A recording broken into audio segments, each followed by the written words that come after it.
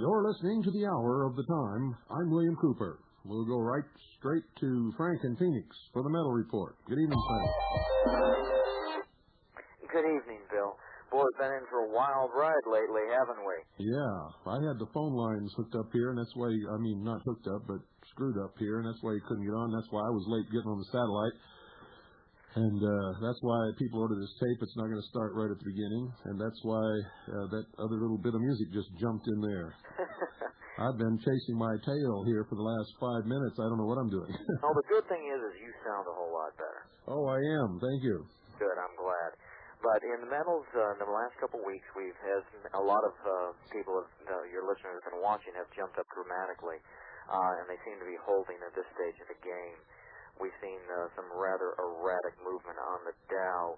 But what we got to do, just as when it takes big jumps to the upside, we shouldn't get all excited about that. When it takes big jumps to the downside, we should be cautious, but not real excited about that either. Well, I'm pretty excited about gold breaking 400. Well, to me, that's a watermark. Well, yes, it is.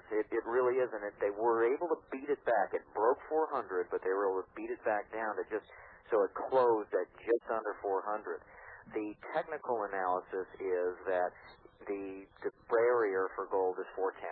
The technical people on Wall Street and the rest of it say if gold breaks 410, then it's running. No, wait a minute. These are the same guys that when gold was at 380 said if it broke 400, then it's running. No, like I said. Same guys.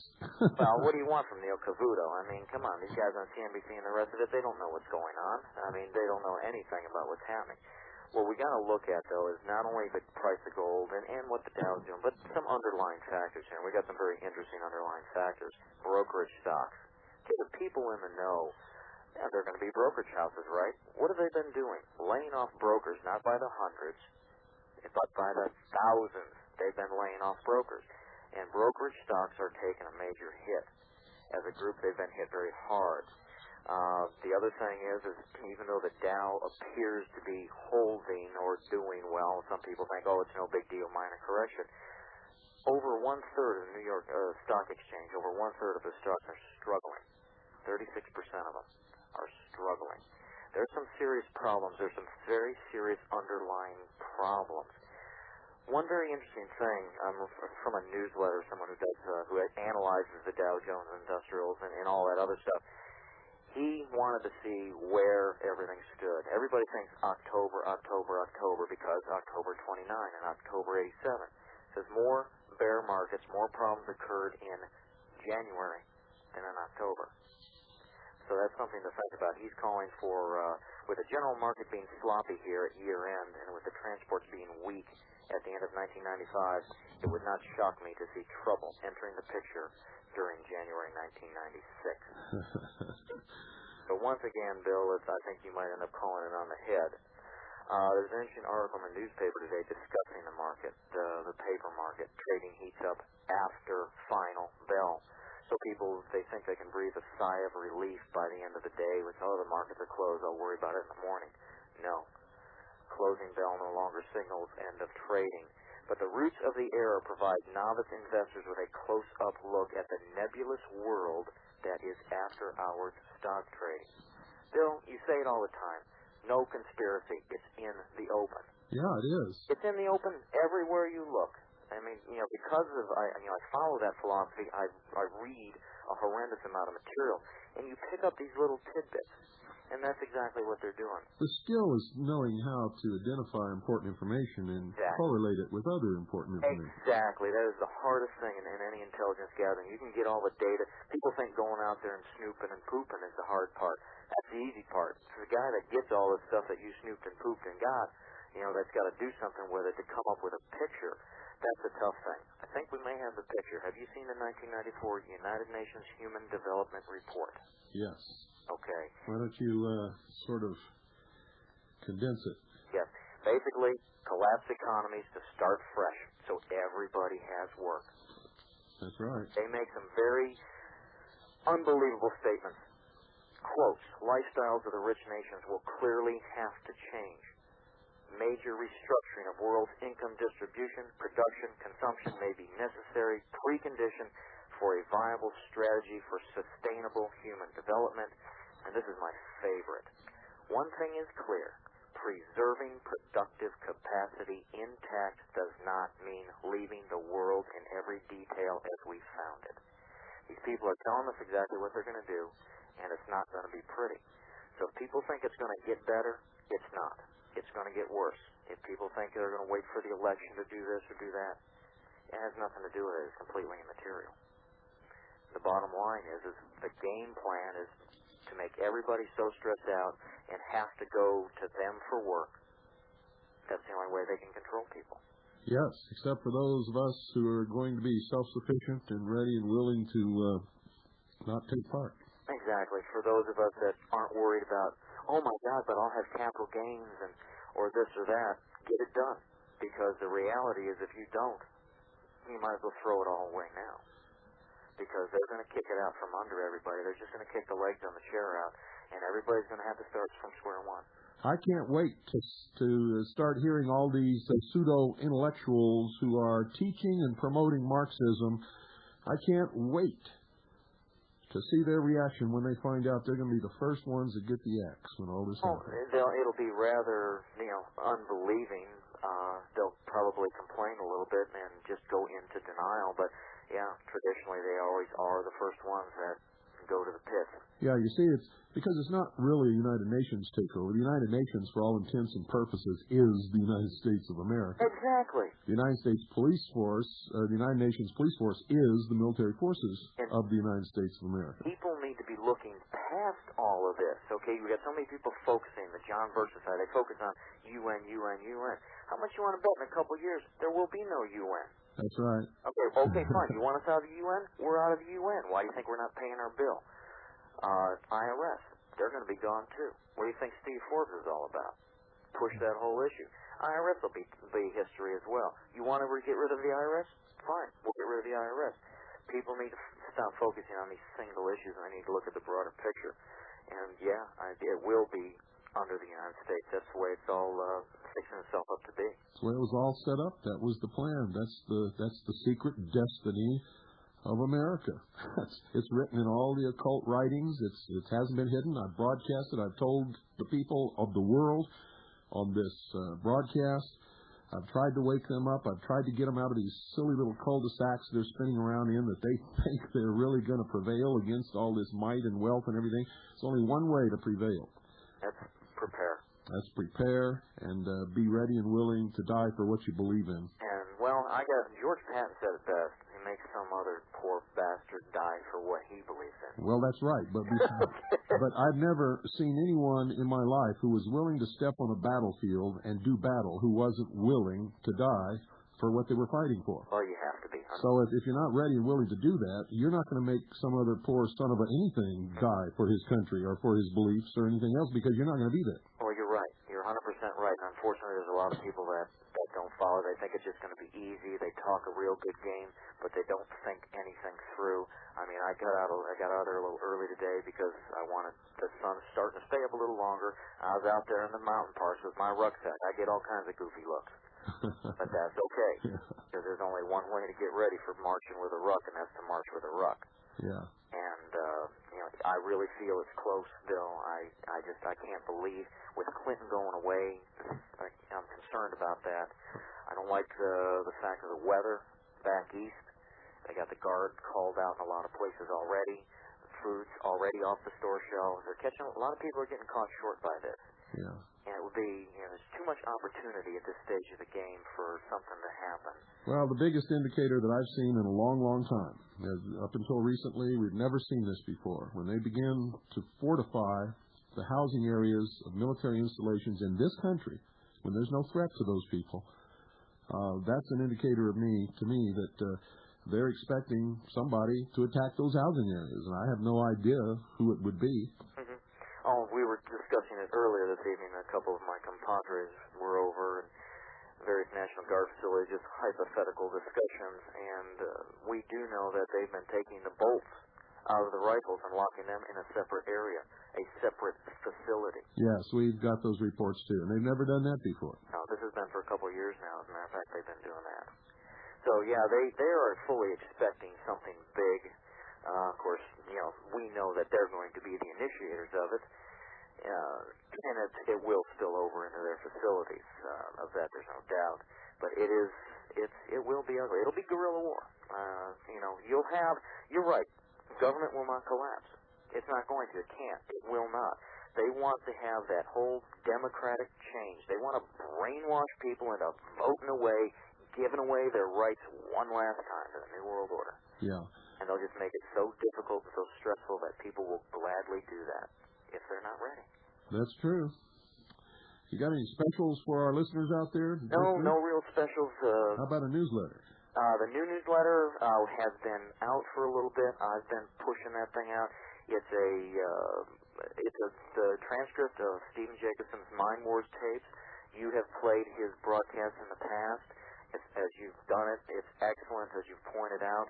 We've been trying to get the new newsletters out. If anyone hasn't gotten it from the person that they've been dealing with at Swiss America, give them a call. Ask for the new newsletter. It makes it nice to read that stuff because Jacobs, the tapes are great, but when you can have it there in front of you to share with other people, it's outstanding. But that's, the new newsletter is a very good one. We're working on some other things. I've got that 94 Human Development Report coming to me. Oh, by the way, Chris, thank you for forwarding me those copies. I did receive it, and I've got to get the full thing. I want to do a white paper on it, break that thing apart, do a synopsis of it to be able for people to know what they're discussing and what they're planning. And I hope to have that done in the next month or so. Great. All right, then? Okay. Well, Bill, thank you. I'm glad you're better. And thank you for sitting in while I was gone, my friend. Not a problem, I really appreciate it. And in fact, they liked you so much, several people sent me faxes and thought I'd kicked you off the air or something. I had to remind them that this was my program. It's your show. We reserve absolutely zero editorial comment. Your program, 100%. You're always welcome here.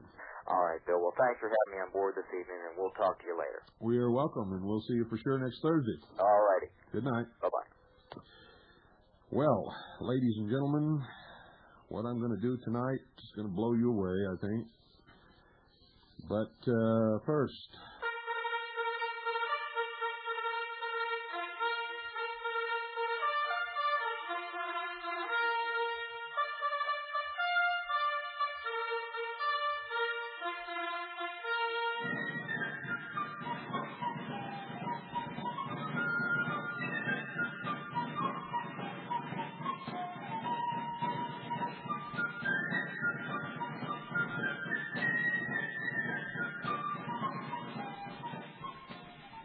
The Continental Army of the Republic, the Second Continental Army of the Republic, is looking for a lot of good men, leaders.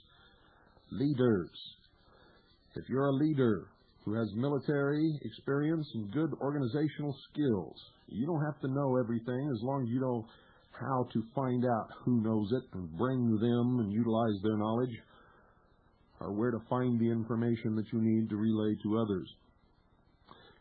You must be responsible. Our leaders are never found on programs like Donahue. They're never castigated by idiots like Ted Koppel. In fact, most of our people are never heard from or never known of. But I guarantee you, if liberty is thrown completely and totally into the bucket, and the people of this country are attacked, you will not only see and hear from, but you will know our people. And in future years, you will probably have statues of some of our people in your town squares. Their egos are not involved. They're real Americans. They care about this country. They are dedicated and will sacrifice and do whatever is required legally within the law. We will not accept racists, bigots, religious fanatics, self-proclaimed prophets, convicted felons, or anyone else that could bring disgrace upon our military organization. We are not a paramilitary group. We are a military group formed legally and lawfully as the unorganized militia of the United States of America. If you feel that you fit the bill, if you are a person that we are looking for, send me a letter and a complete resume with an address and a phone number where you can be contacted. Your letter will be reviewed. They will be screened by me. And the ones that I feel are the best of the lot will be forwarded to the command staff, and you will be contacted.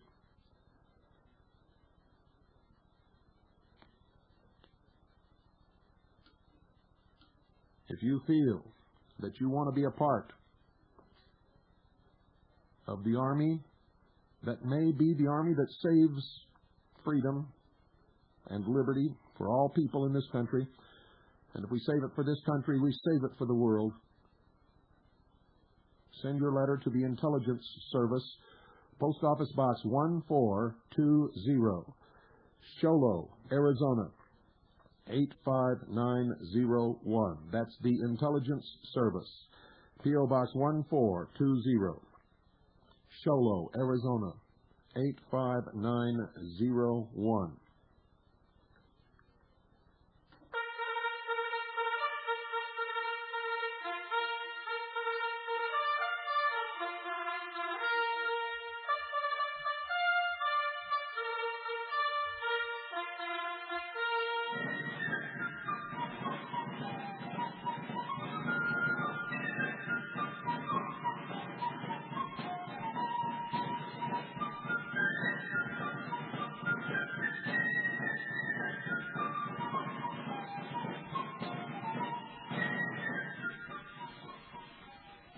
Ladies and gentlemen, our investigation into the Oklahoma City bombing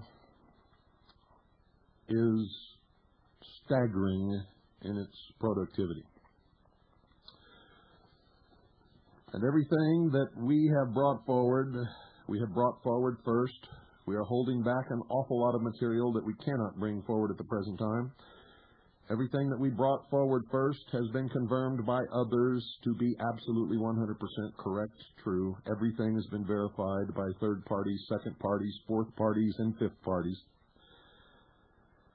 Nothing that we consider to be evidence is anything that cannot be documented. Everything that we have is documented. Testimony of eyewitnesses. It's on tape, photographs, written affidavits, you name it. A lot of it's on videotape.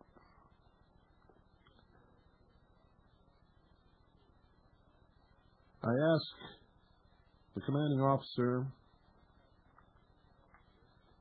of the Oklahoma Station, Major Michelle Marie Moore, to write a book on the investigation.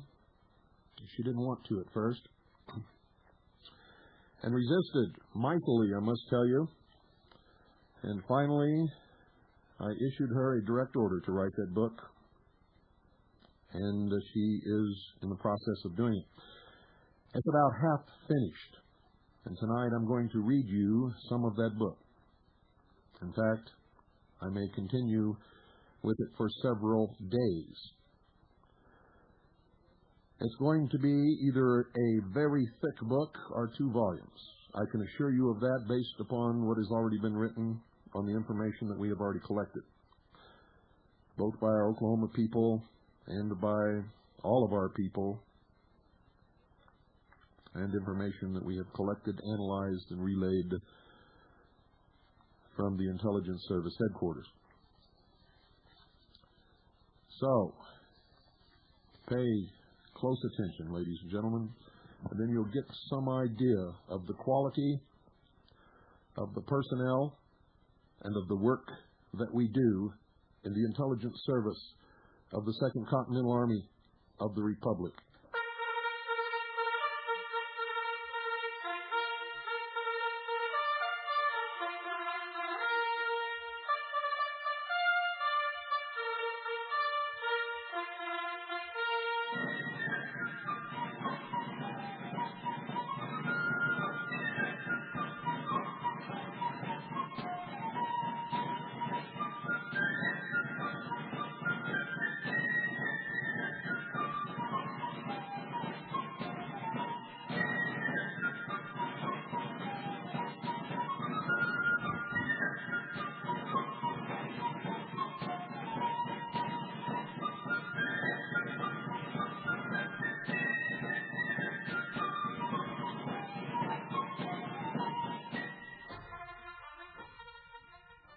Chapter 1, Reflections. Human blood is heavy. The man that has shed it cannot run away. Those words, at first they had been nothing more than a quietly passing thought, the barely discernible voicing of an ancient proverb. Initially they had served as the dismal acceptance of the overwhelming events of that day, an acknowledgment of the evil which had come upon us. But now the day was over, long over. Hours before, midnight had come and gone, a chill had settled, and the air was unnaturally damp and oppressive. The sticky heat of the afternoon had been swept away by a sharp, bone-chilling northern blast which rushed through the city shortly before sunset, bringing unwanted rain and high winds. Threatening clouds hung low and thick in the southwest, and distant lightning warned of continued gloom into the next day. The whole world seemed to shudder that night, but how could you avoid it? After all, human blood is heavy. That night should have been the first vibrant blush of wild prairie spring, Oklahoma April. It should have been a time both tranquil and fragrant, with the scent of newly blooming iris and daffodils, a peaceful hour which should have carried the fragile perfume of honeysuckle in the prevailing southern breeze. It should have been a night for throwing open the windows after the bundling of winter and drifting sleepily into the late hours on thoughts of starlight and beauty. But you see, human blood is heavy. It had been 18 hours since the Alfred P. Murrah Federal Building in Oklahoma City had exploded in an instant of carefully orchestrated horror and terror. Already it was evident that deceptions deliberately and meticulously rehearsed were being given their first performance for an unsuspecting, shocked, and numbed audience. Already a multitude of contradictions had been revealed, altered, denied, and disguised. Already a quickly manufactured blanket of disinformation had been thrown over the disaster by players who did not even realize they were performing in the drama. And from some inner place of spiritual strength and personal conviction, I knew that this situation could not be allowed to stand unchallenged. Human blood is heavy. The man that has shed it cannot run away. Those words. Throughout the day, those words had increased in intensity and fervor in my mind, and just then, in that cold, rainy darkness between days, I was hearing them at full force and volume. No longer were they merely the miserable acquiescence of helplessness in the face of so great a trauma and disaster. No longer were they the impotent sigh of hope against hope that someday someone might solve the mystery of who was responsible for these multiple acts of wanton murder. No longer was I content to remain silent and motionless while my homeland became the sacrificial altar and my countrymen the hapless victims in a highly ritualized political execution. Those words had become my force of will. There was no contemplative silence that night. For many hours, the atmosphere of my home had been a confused jumble of sounds. Television, local radio, police scanner reports, and shortwave broadcasts were all transmitting simultaneously the news of the same event. Every available audio cassette deck was in use. Every boombox was recording a different local radio station, isolated in a closed bedroom or closet. The video recorder was rolling tape, preserving information from different visual news sources. The fax machine was in operation. The computer word processor was never far from my fingertips. And always there was the ringing telephone, even into that late and desperate hour. At that moment, exhausted and shivering in the unseasonable coldness, belching back yet another cup of coffee, I knew that the possibility of sleep was out of the question. I was not so much sleepy as I was emotionally drained. My husband and I continued working throughout the night and into the next day, planning for an uncertain future, and collecting the initial information which later would assist in the separation of truth from the official story. So much vital and revealing information was broadcast during the first 36 hours after the explosions, information that might consist of nothing more than a passing glance at a significant piece of the rubble of the building, a full-face shot which identified an individual walking before the camera who should not have been there, or an unintentionally telling remark made by a witness or an expert. Important audio information was recorded from reports made by eyewitnesses to the scene, much of which would later be vigorously denied by federal officials. Some of that information would vanish completely after the first day, never again to be repeated over the airwaves. In later stages of the investigation, some of the witnesses and journalists who broadcast those reports denied ever making the statements which were recorded in their own voices. But all of these minute details would have to wait for another day of sorting and careful thought. The important thing at that particular moment was to stay totally focused on the collection of information of local origination. It required intense concentration due to the large number of sources being recorded simultaneously. But more importantly, it required basic consciousness, and my eyes were burning with fatigue. I poured another cup of coffee, cut the bitterness with a generous dollop of milk, stretched long and hard in the hope of forcing wakefulness into my bones, and returned to the living room to monitor the course of events. The need to inwardly focus and grieve was not to be given its rein at this time. The intense desire to shut out the noise and withdraw into my own private haven of safety and security could not be indulged. Human blood is heavy, and its weight is a call to service. As a member of the intelligence service of the militia of the 2nd Continental Army of the Republic, I had a clearly defined duty to perform, the importance of which could not be underestimated. I was sworn upon my sacred oath to gather by any and all legal and lawful means information from all sources, to provide for the free flow of information to the whole of the people, the militia of the several states of the Union. This was my responsibility, and I would perform it to the best of my ability, to my last dying breath. While tracking the videotapes, flipping the audio cassettes, and monitoring the police scanner with my husband, I reviewed in my mind the fearsome facts of that first day. April the 19th, 1995.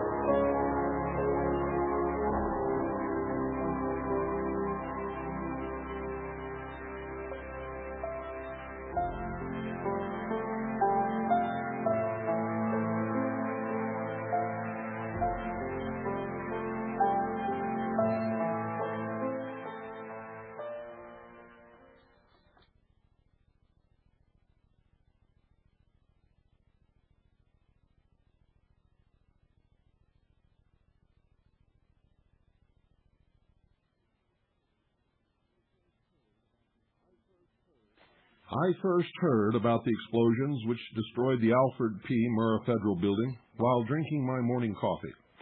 A friend had telephoned to make certain that my husband was not working in downtown Oklahoma City that morning. I assured him that my husband was right there in the house and asked why he was so concerned. It was then that he told me what had happened.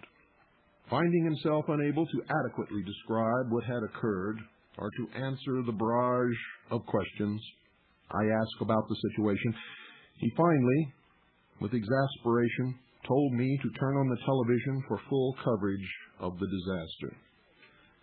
He said it was the only way I was going to understand. His tone was utterly serious, and he was uncharacteristically speechless about the details of the event.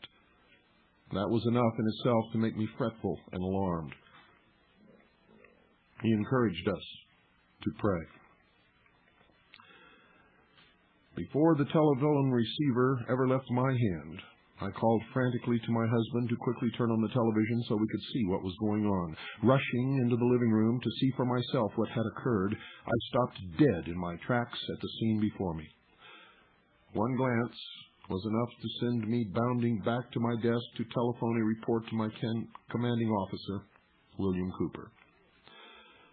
I knew it was still terribly early in Arizona, where he lived, 2 hours earlier than it was in Oklahoma, but this was a situation of such magnitude and with so many potentially dangerous consequences that I didn't think I should wait until a more reasonable hour to break the news.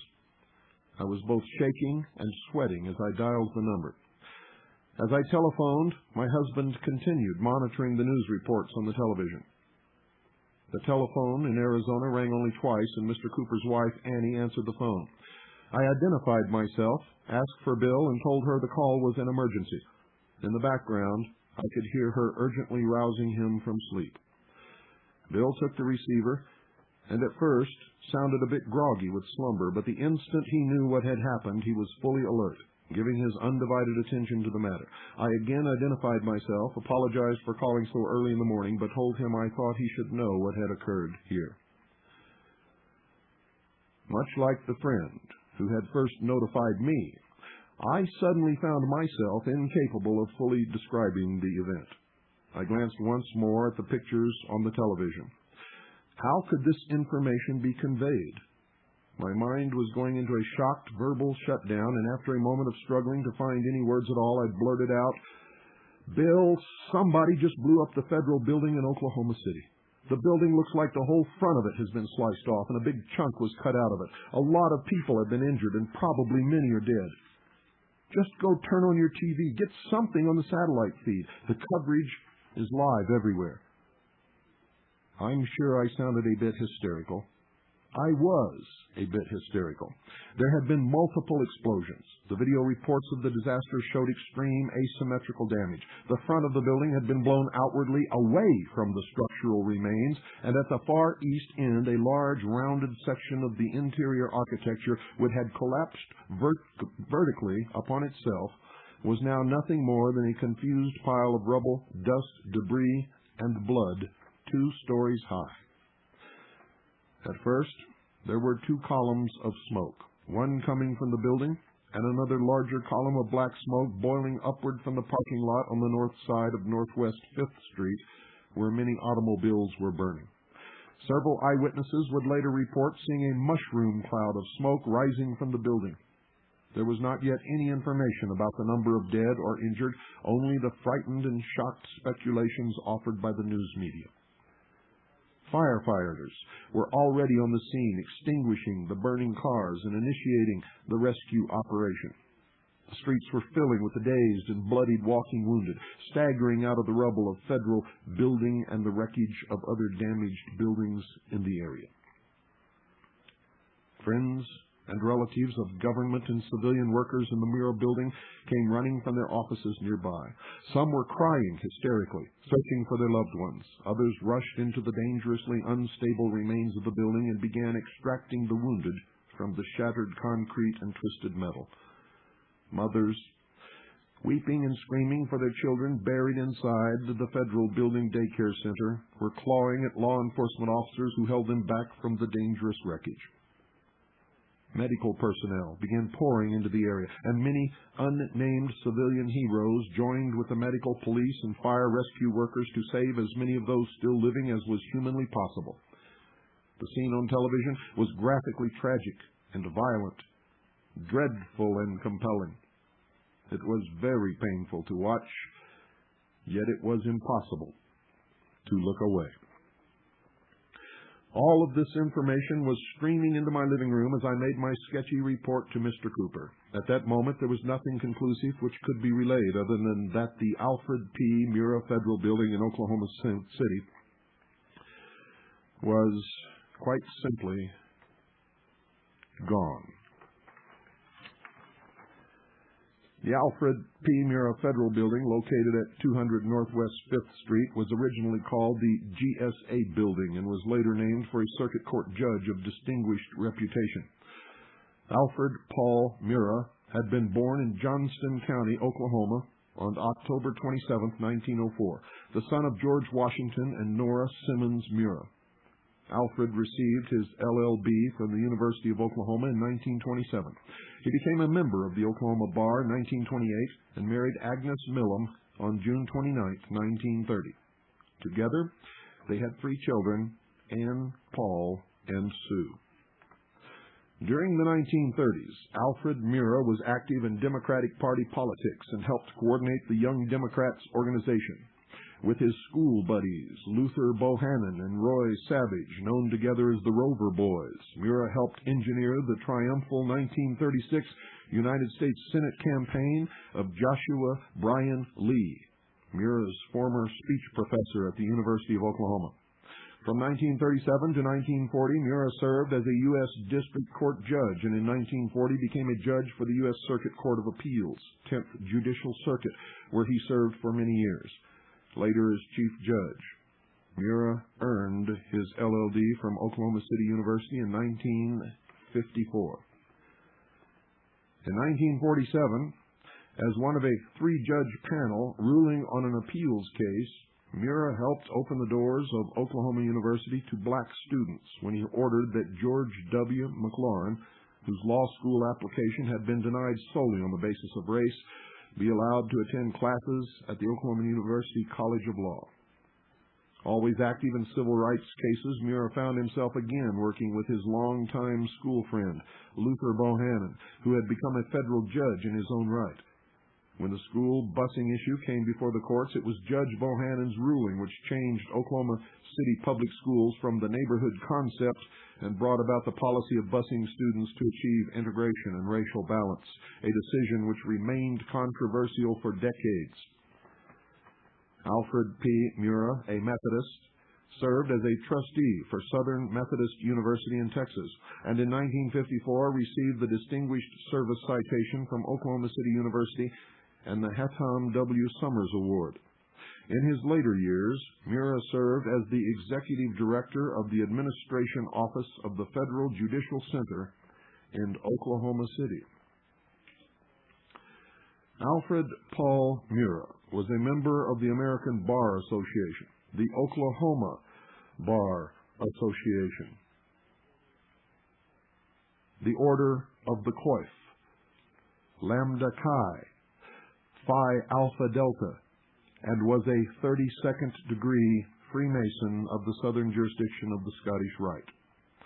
Murrah passed away in 1975 and is buried in the northwest corner of the Fairlawn Cemetery, located at 2700 North Chartel in Oklahoma City.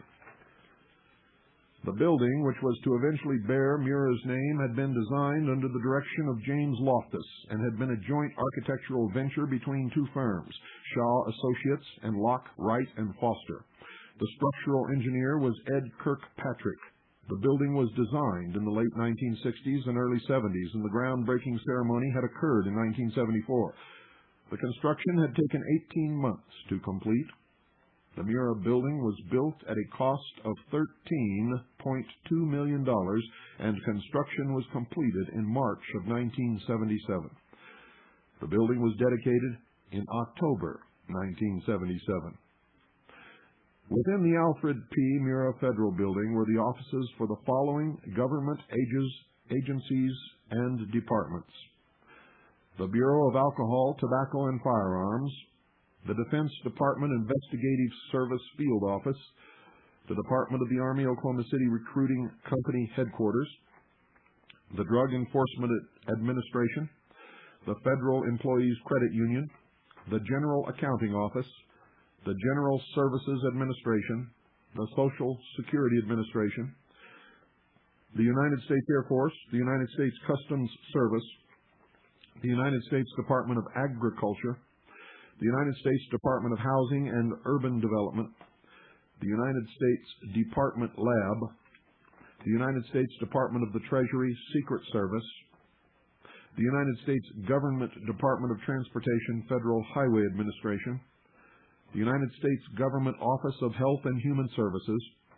the United States Government Office of Personnel Management, the United States Labor Department, Bureau of Apprenticeship and Training, the United States Marine Corps Recruiting Station and Officer Selection Office, the United States Small Business Administration, the Veterans Administration, the offices of several federal judges, and Americans Kids Daycare Center. Although the Mira Federal Building was described by the media as a 9-story structure, it actually had 13 stories, 4 of which were underground and included several levels of underground parking. According to James Loftus, head of the building's design team, 2/3 of the square footage of the building was underground. Prior to the explosions, the Mira building had comprised 315,000 square feet, which included 107,000 square feet of office space, 196,000 square feet of storage, and 11,750 square feet of what was called special space, including bathrooms and a cafeteria. Originally, the underground parking garage had been built with a 10,000-gallon gasoline reservoir and pump, but fortunately the reservoir had since been filled with sand. Following the explosions, all that remained of the exterior, above-ground structure were the shattered east, south, and west walls. The north wall, a curtain wall constructed primarily of steel, reinforced concrete, glass, and aluminum, had been blown 50 yards away from the federal building to the north across Northwest 5th Street. There it had crashed into the south side edifice of and left a huge hole several stories tall in the Journal-Record building. The flying rubble then became a mangled heap piled along the sidewalk and parking lot. The Journal-Record building had been constructed in 1923 by the Masonic Temple Building Association of Oklahoma, Lodge Number 36, and for 14 years its auditorium played host to many illustrious entertainers. The Masons and the India Temple Shrine used the new Masonic Temple as their principal place of business for 7 years until 1930, when both organizations moved to other locations. After the explosions of April 19, 1995, the ornate columns and symbolic temple architecture adorning the east side of the Journal-Record building was all that remained unscathed. The rest of the building, inside and out, was a wreck. Many of the properties in the immediate vicinity of the Mira building had originally been owned by the Oklahoma Masonic Lodge Number 36, the India Temple Shrine, the Benevolent and Protective Order of Elks, and the Knights of Columbus. These 4 organizations had, for almost 50 years following the Oklahoma Land Run of 1889, leased, borrowed, bought, and traded the properties among themselves. Most of those fraternal organizations lost their downtown property holdings during the Great Depression of the 1930s. These properties included land on which would eventually be built the Myriad Convention Center, the Bank First Building, the Wright Building, the Kerr-McGee Complex, the Colcord Building, the Internal Revenue Service Office Complex, the Federal Courthouse Building, the Oklahoma Natural Gas Building, the Oklahoma City Hall, the Manny Building, the YMCA Parking Annex, Liberty Bank Tower, Trigen of Oklahoma, the White Temple, the Journal-Record Building, and, of course, the Mira Building. In November 1995, as federal prosecutors were preparing the Oklahoma City bombing case, it was discovered that the Murrah building had been built upon a piece of property known as Block 39. Such much mystery still surrounds the property, and as of this writing, the issue has not yet been resolved. It seems that the Murrah building itself was owned by the federal government. However, there was no documentation in any of the real estate records which indicated that the government had ever taken possession of the land upon which the building stood. In the absence of that vital possession document, it was ruled that both the federal and local governments had concurrent jurisdiction in the case against the man accused of the bombing, and thus murder charges could be brought against the suspects at every court level. Investigations later revealed that the Masons had bought back the property on which the Journal Record building stood, and they also have bought the land beneath the Murrah building. Thus, that organization received a very large portion of the $39 million in government relief and rebuilding funds. Across the street from the Journal Record building, the whole of the Alfred P. Murrah Federal Building was severely damaged. But the west end of the building was not as structurally devastated as the east end. The outer measurements of the Murrah building were approximately 70 feet deep north to south by 200 feet long east to west. There were only 4 portions of the interior of the building which did not suffer support column collapse.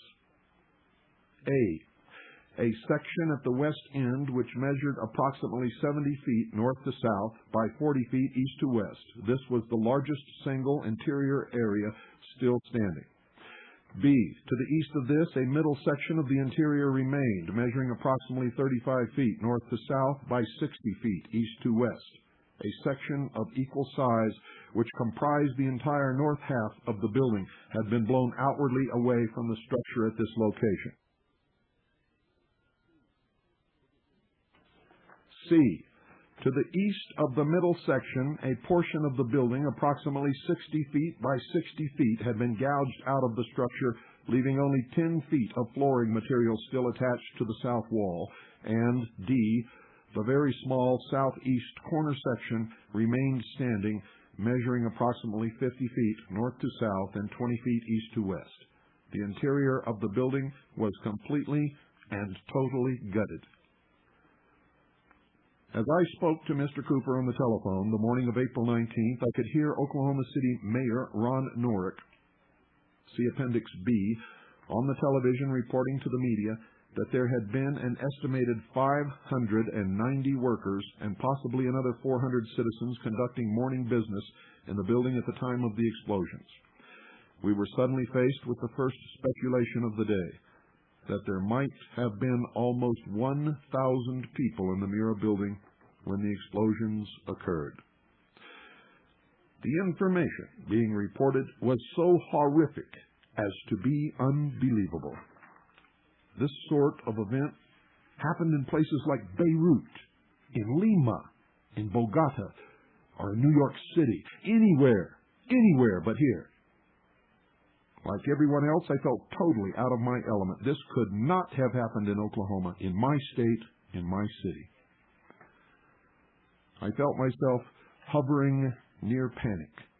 Thousands of possible consequential scenarios were passing through my mind. It seemed to me a foregone conclusion that before the day was over, martial law would be declared. What would that mean in the practical reality of daily living? Having no information yet about possible suspects, but knowing that escalating terrorism and inner-city violence had long been used as a means of manipulating the political will of the American people, the immediate future looked very bleak indeed.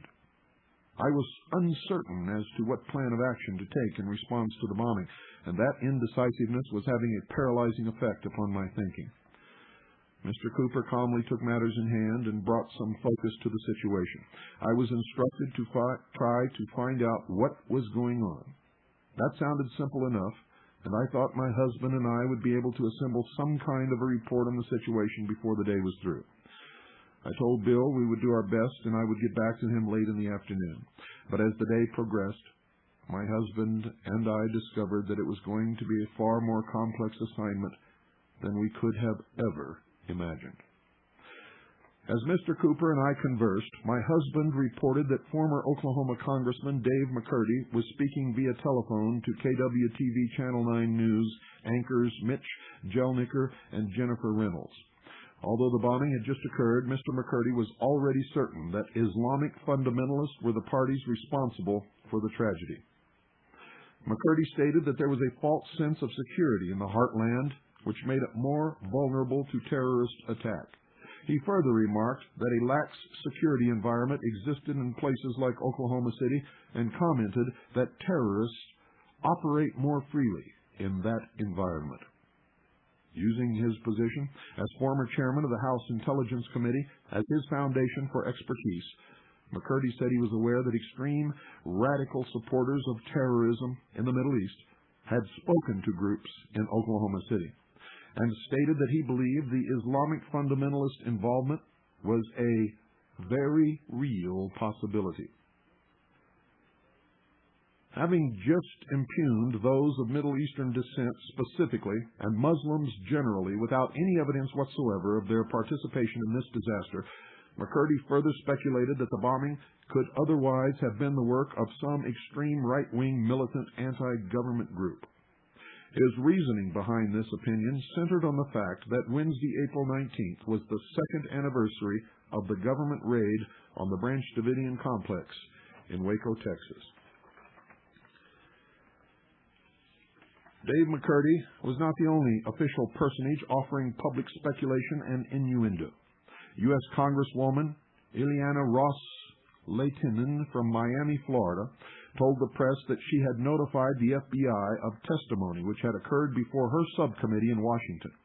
She stated that Stephen Emerson, who had produced the PBS documentary entitled Jihad in America, had described witnessing a meeting in Oklahoma City attended by 3,000 Islamic fundamentalists. According to Lehtinen's press conference, Emerson had testified that a militant Islamic leader based in Pakistan, Kamal Kelbawi, had addressed the group saying, quote, "O brothers, the Palestine cause is not a conflict of borders and land only. It is not even a conflict over human ideology and not over peace.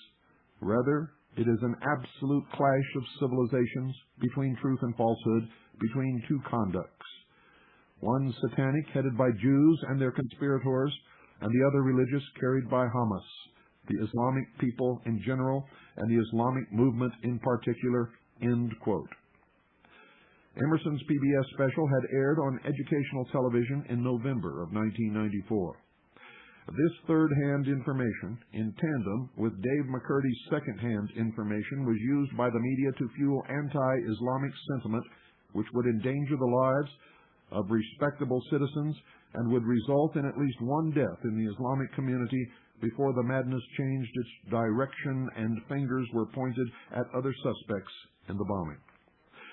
A warning light went off in my head as I felt the wheels of the national propaganda machine beginning to roll into motion. It was going to be a day of rumor and speculation, and it would be critical to keep track of what was said, when it was said, by whom, to whom, and to what it was said in response. One thing was certain. The Middle Eastern rumors were originating with the Washington bureaucrats. Later reports of Middle Eastern participants were obtained by the news media from eyewitnesses in the downtown area. However, by that time, the government and federal law enforcement agencies had targeted American patriot groups and then vigorously denied all of the rumors they had previously manipulated. Additionally, some of the witnesses who had seen men of Middle Eastern appearance in the area of the Mura building on the morning of April 19th stated that they had been threatened and harassed by federal law enforcement agents to keep quiet and to say nothing about what they believed they had seen. That persons of Middle Eastern appearance were observed in the area was not surprising. As the evidence began to pile up, it was apparent that these men were deliberately in place and were intended to be seen by the public. It also became clear that they were not acting on the instructions of some Muslim fundamentalist terrorist leader or group, but rather were under the direction and control of federal agencies who had planned a sting operation for the night of April 18th, which had gone tragically awry.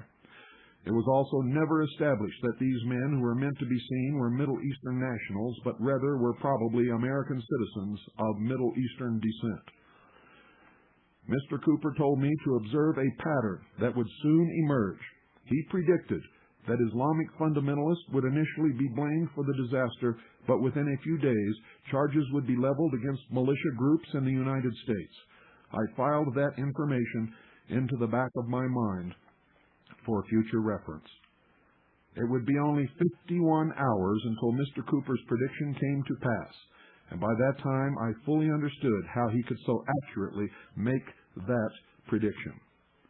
By then, the disinformation campaign was in full swing. By then, the evidence of a major cover-up by federal authorities was obvious and well documented to anyone who could break through the mass hypnotic hysteria. This hysteria was the result of a saturation attack on the public perpetrated by the national media and directed by the United States Department of Justice. It was going to be difficult, to say nothing of treacherous, to keep footing on firm, logical ground in the face of what occurred over the days which followed. Ladies and gentlemen, copies of this work and of all the evidence and the tapes, audio and video, and sworn affidavits have been distributed to key personnel within the intelligence service across the country. Any attempts to stop the publication of this material or to harm Major Michelle Marie Moore of the 2nd Continental Army of the Republic will not only be futile, but will be met with the most serious resistance that you can possibly imagine. Good night, and God bless you all.